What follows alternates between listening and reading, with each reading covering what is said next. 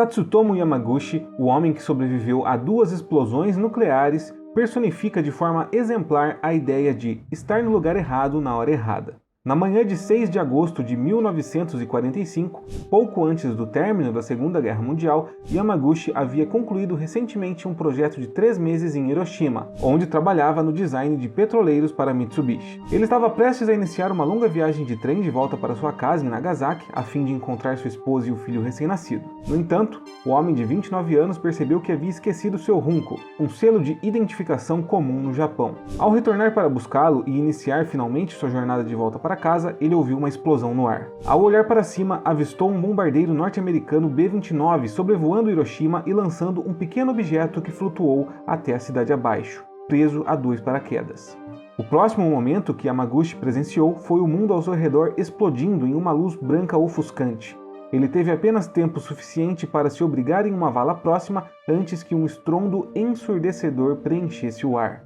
Tudo ficou escuro. Quando Yamaguchi recobrou a consciência, a manhã ainda estava completamente obscurecida, como se o sol tivesse sido eclipsado. Ele havia perdido a audição em um dos ouvidos e seu rosto e braço estavam queimados. Yamaguchi encontrava-se aproximadamente a 2 quilômetros do epicentro de onde a bomba atômica havia caído. Milagrosamente, ele ainda estava vivo. No entanto, o mesmo não pôde ser dito de milhares de pessoas que estavam na cidade naquele dia. Cerca de 30% da população morreu na explosão e dezenas de milhares perderam a vida nos meses seguintes. Anos mais tarde, Yamaguchi compartilhou suas memórias do bombardeio em uma entrevista a um jornal britânico.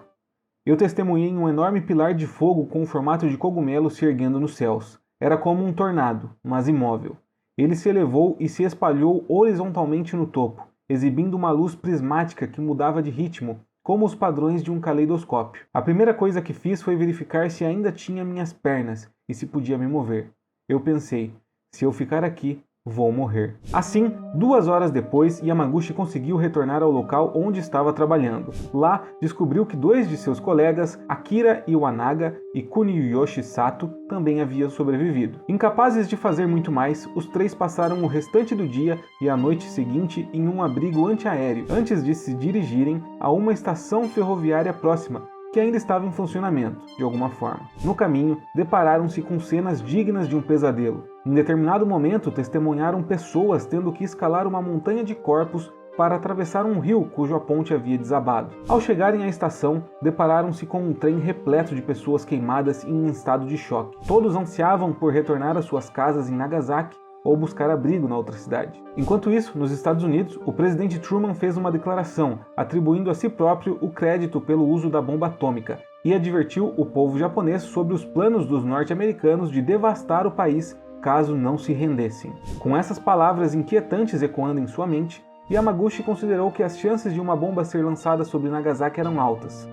Apesar de tudo que havia enfrentado nas últimas 48 horas, juntamente com os graves ferimentos que sofrera, Yamaguchi, por incrível que pareça, decidiu trabalhar no dia seguinte, em 9 de agosto. Surpreendentemente, o diretor de sua filial ficou irritado com os ferimentos e ataduras de Yamaguchi, culpando-o por ter perdido seus colegas de trabalho. O diretor chegou a zombar de Yamaguchi, dizendo que ele deveria estar alucinando sobre o fato de uma única bomba ter destruído uma cidade inteira. Instantes depois, um flash de luz branca familiar encheu o escritório onde os 2 homens discutiam. Pela segunda vez em 3 dias, o mundo ao redor de Yamaguchi desmoronou. Eram 11h02 da manhã do dia 9 de agosto. A segunda bomba atômica havia acabado de ser lançada sobre Nagasaki, e mais 70 mil cidadãos japoneses perderam a vida. Posteriormente, Yamaguchi confessou que por um momento acreditou que a nuvem em forma de cogumelo o havia seguido desde Hiroshima. Agora, mais ferido e revoltado com as palavras do diretor, Yamaguchi ignorou os gritos de socorro e saiu correndo pela janela destruída do prédio. Ele simplesmente queria ver como estavam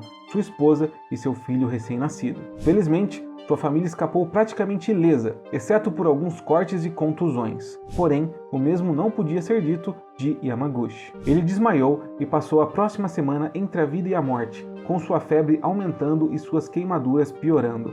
O hospital estava destruído e não havia ninguém para tratá-lo em meio ao caos. Quando finalmente recobrou a consciência, uma semana havia se passado e ele ouviu choros e celebrações no ar. O Japão havia anunciado sua rendição em 15 de agosto de 1945. Até hoje, a moralidade e a necessidade de lançar bombas atômicas contra civis inocentes tem sido objeto de questionamento, exames e reexames. Esse ato de desnecessária crueldade não deveria ser tratado como um crime de guerra? Um fato pouco conhecido é que os Estados Unidos possuíam várias outras bombas nucleares prontas para serem lançadas, aguardando apenas a confirmação do presidente Truman para dar continuidade aos ataques, apenas 2 dias antes da rendição do Japão. Se isso tivesse de fato ocorrido, seria difícil para qualquer pessoa encontrar justificativa nos ataques massivos a civis promovidos pelos Estados Unidos. Os efeitos de longo prazo das bombas e da subsequente radiação ainda têm um impacto na saúde das crianças e netos dos sobreviventes desses ataques nucleares. Infelizmente, o filho de Yamaguchi faleceu de câncer aos 59 anos, resultando da exposição à radiação quando ainda era bebê. Sua esposa também morreu aos 88 anos de insuficiência renal e hepática decorrentes da intoxicação por radiação.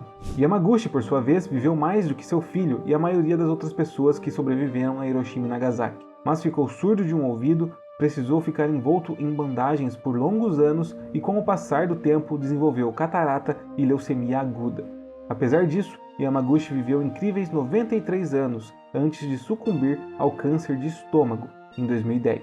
Os sobreviventes das bombas de Hiroshima e Nagasaki foram denominados Hibukasha pelo governo japonês e receberam direito a apoio, subsídio e assistência médica gratuita. Inicialmente, Yamaguchi foi reconhecido apenas como sobrevivente do bombardeio de Nagasaki e ele estava satisfeito com isso. No entanto, mais tarde em sua vida, ele considerou que seria importante ser oficialmente reconhecido como sobrevivente das 2 bombas, para que pudesse transmitir a terrível história do átomo às gerações mais jovens.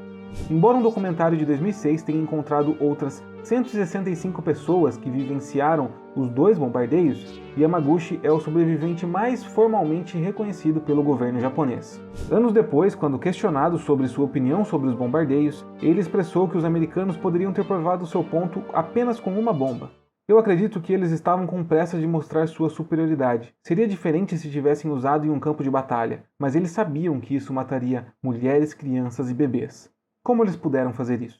Embora hoje chamemos Tsutomu Yamaguchi de o homem mais sortudo da história, talvez seja mais apropriado considerá-lo o homem de sorte mais azarado que já existiu. Ele testemunhou horrores que muitos de nós sequer conseguem imaginar. Se você não conhecia essa história, deixe o seu comentário.